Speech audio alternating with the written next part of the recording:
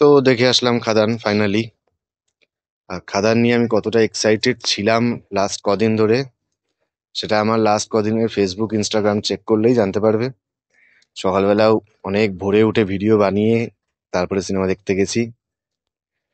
তো এবার সিনেমা নিয়ে যদি বলি, ভালো দিক প্রথমে বলে নিই, যে ভালো কটা দিক আছে। ভালো দিক বলতে গেলে সিনেমাতে যে মিউজিকের কাজ হয়েছে, ব্যাকগ্রাউন্ড মিউজিক, বিজিএম গুলো, সেগুলো ভালো। সেগুলো ভালো লেগেছে, ওয়ার্ক করেছে, শুনতে ভালো লাগছিল। দেবের যে সোয়াগ, দেবের যে অ্যাক্টিং, সেগুলো অনেক ভালো ছিল, অনেক আপডেটেড ছিল, তুলনামূলক আগে থেকে অনেক ভালো হয়েছে। দেবকে সুন্দর লেগেছে, কালারের কাজ ভালো হয়েছে। আর গান, যে গান চারটে বেরিয়েছিল, সেই গান চারটেই ভালো ছিল। বাকি চারটে গান তোমরা যারা জানো না তাদেরকে বলে রাখি, সিনেমাটাতে টোটাল 8টা গান আছে। বাকি চারটে গান রিলিজ এই কারণেই করা হয়নি, রিলিজের আগে অবধি যা যা ছেড়েছিল তারা প্রমোশন ম্যাটেরিয়াল, সেগুলো সব কটা ওয়ার্ক করেছিল। তাই তারা বুঝতে পেরেছিল যে গান, এই চারটে গান ছাড়লে পরে সেটা আর ওয়ার্ক করবে না। এর জন্য তারা সেই চারটে গান আর ছাড়েনি। রিলিজের আগের দিনকে একটা অডিও জোক বক্সে ছেড়ে দিয়েছিল 8টা গানকে একসাথে। এবার খারাপের দিকে যদি আসি, সব থেকে বড়, আমার যেটা সব থেকে বেশি খারাপ লেগেছে, রাগ হয়েছে রীতিমতো, এটা স্টোরি। এত বড় একটা সিনেমা, বাংলা ইন্ডাস্ট্রির সব থেকে বড় সিনেমা ইতিহাসে, সেই সিনেমার স্টোরি এটা, এটা একটা স্টোরি হলো। এর থেকে দেবদাকে আমি বলবো, হ্যাঁ জানি আমি, আমার অকাত অনুযায়ী এ কথা বলা উচিত না, অনেক বড় বড় মানুষরা স্টোরি লিখেছে, তারা এই সিনেমার সাথে কাজ করেছে, কিন্তু আমার এইটুকু কম বুদ্ধিতেও আমি বলবো, এর থেকে যদি তুমি যে কোনো প্রতিলিপিতে যারা গল্প লেখে তাদেরকেও যদি বলতে এই স্টোরিটাকেই দিতে, তারা এই স্টোরিটার মধ্যে টুইস্ট অ্যান্ড টার্নস ঢুকিয়ে দিত, সেম স্টোরিটাকে একটু ঘুরিয়ে পেঁচিয়ে করে দিত, সেটা আরো সুন্দর লাগতো। স্টোরিতে কি কি চেঞ্জ করা যায়, আমি কিছু কিছু জিনিস ভেবেছি, সেটা অন্য একটা ভিডিওতে বলবো, এই ভিডিওতে বলছি না। কিন্তু এই স্টোরিটা একদমই ওয়ার্ক করেনি। একদম প্লেন সাদামাটা স্টোরি, প্রথম থেকে শেষ অবধি চলে গেল, কোনো টুইস্ট অ্যান্ড টার্নস কিচ্ছু নেই, পুরো প্রেডিক্টেবল স্টোরি।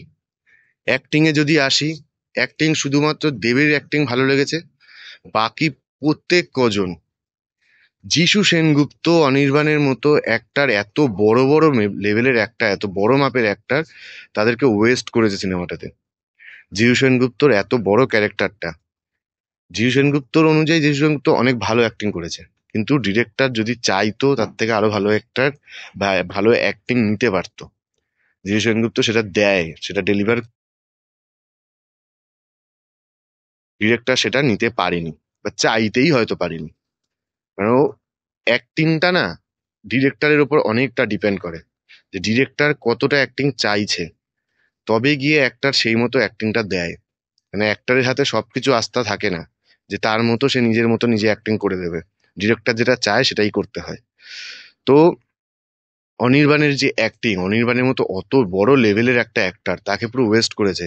সিনেমাতে কয়েকটা সিনেই আছে, সেই সিনগুলোতে কোনো বড় এক ক্যারেক্টারটা ভালো ছিল, স্টোরি অনুযায়ী ক্যারেক্টারটা ভালো ছিল, কিন্তু ইউজ করতে পারেনি, তাকে কোনোভাবে ইউজই করতে পারেনি। বারখা কোথা থেকে ধরে নিয়ে আসলো, পুরো সিনেমায় একই রকম মুখ, প্রথম থেকে শেষ অবধি চলে গেল, দুঃখে সুখে এক্সাইটমেন্টে ইমোশনে সব জায়গায় ওর একই রকম মুখ, কোনো চেঞ্জেস নেই। ফিমেল অ্যাক্টারগুলো একজনেরও ভালো অ্যাক্টিং নেই, প্রত্যেকের। খুব একটা বেশি স্পেসও তারা পায়নি, অল্পই স্পেস পেয়েছে, কিন্তু সেই অল্প স্পেসেও ভালো অ্যাক্টিং করতে পারতো, বা করাতে পারতো ডিরেক্টর, সেটা করাতে পারেনি, তারা করতেও পারেনি। আর আরেকটা জিনিস, সব থেকে আরেকটা জিনিস, বড় ব্যাপার, প্রবলেম যেটা, যে গানটা সব থেকে বেশি হিট হয়েছিল, তোর বাপ এসেছে, সেই গানটা রাখার জায়গা নেই সিনেমাতে, কোনো জায়গায় ঢোকানোর জায়গা নেই, ছেড়ে দিতে। বহু সিনেমা, আমরা যেমন বহু বহু হাজার হাজার সিনেমা দেখেছি, যে সিনেমাতে গানটা, মেন গানটা সিনেমার লাস্টে হয়, সিনেমা শেষ হয়ে যাওয়ার পরে নাম দেখানোর সময় হয়, ইন্ট্রোডাকশনে হয়, সেটাখানেই রাখতে পারতে।